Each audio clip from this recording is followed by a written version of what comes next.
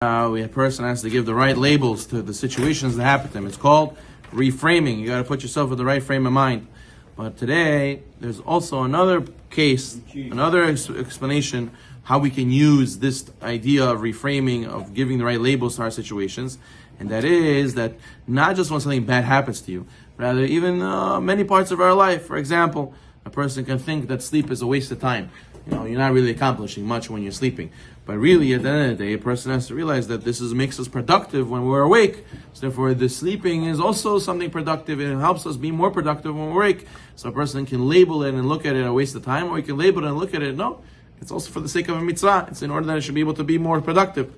So therefore, the Rambam says that a person can use this to go to the bathroom. To the bathroom, he says, a waste of time, and it's not holy. And you can say, no, it's helping me.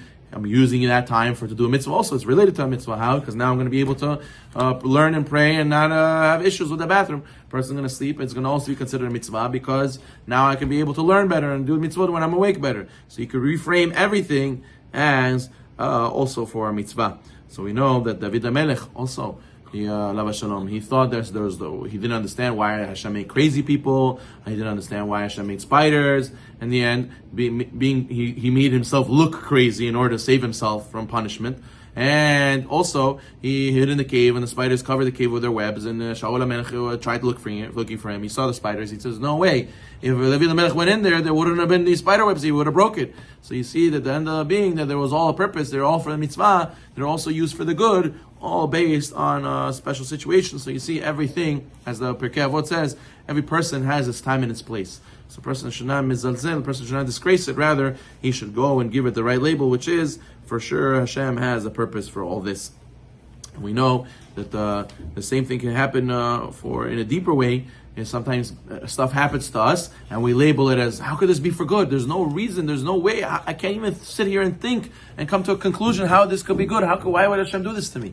So a person has to know, my Kubalim explained to us, there's another reason why things happen, which is called Gilgulim. A person can have reincarnation. There's a famous story with the Baal Shem Tov, where he visited a certain wealthy man, and he was a good friend of his, and he saw there was a young horse. He had a very good horse, and he said, "Can you give me this horse as a gift?" And he said, "No, this horse is my best horse. He could do the work of multiple horses." So he said, "Okay, fine. You know what? Can you give me some tzedakah? Give me a loan contract that somebody owes you money. I'll collect it myself. You give me the loan contract. I'll go get the money." He said, "Okay, here." He opened his file cabinet. He showed him all the loans that he's owed. He said, "You can take any one. You'll collect from them. You'll keep the money." He's looking. He says, "I want this one." He says, "Okay, fine. I guess this is somebody who died many years ago. He owed me money. But you could go and figure out how to get it. You could take it if you want." He took it, and the Baal Shem Tov ripped it up. He ripped up the whole contract. And afterwards, they went outside and they saw that his special young horse that he loved died. Right away, died. And he said, "What is this? What's going on?" He said, "You should know that I saw that this horse, what was it? He was Gilgul of this guy who passed away and didn't pay you back. So Hashem made it that he came Gilgul as this horse to work for you. And through working for you, he's going to pay you back. But once I ripped up the loan document, he doesn't owe the money anymore. That's it. He doesn't have to do his tikkun. He died. So the horse died." So you see that the Baal Shem Tov and the Arizal, they were able to see these people Gilgulim and know what they're coming here for and help people do the tikkun. But we don't always know what Gilgul we are and why we're going through what we're going through. And we say, "I'm a good person. Why did I go through this?" We don't know why. For maybe something in the past life, this is coming to Bitachon. And Hashem did us a chesed that this time around we fixed it, and now we don't have to come again to fix it. So therefore, a person has to know that maybe a person is difficult in dating. Person maybe is difficult in parnasah, maybe it's difficulty in any part of life. The person has to know maybe it could be from a previous gilgul. That's why it's happening. There was a famous story that the Wallerstein, Alav Shalom, where he was explaining that the Arizal really says that why people come as pass away when they're babies, when they have sickness, cancer, or they're born with deformities, or their Down syndrome, whatever it is, could be that there's a gilgul of some big tzaddik, and he doesn't need all his mental capacities, doesn't need all his abilities. Why? Because he's coming to do a very small tikkun. He's a big neshama, just coming to do a small tikkun, and then he's going to go back to all Gan Eden.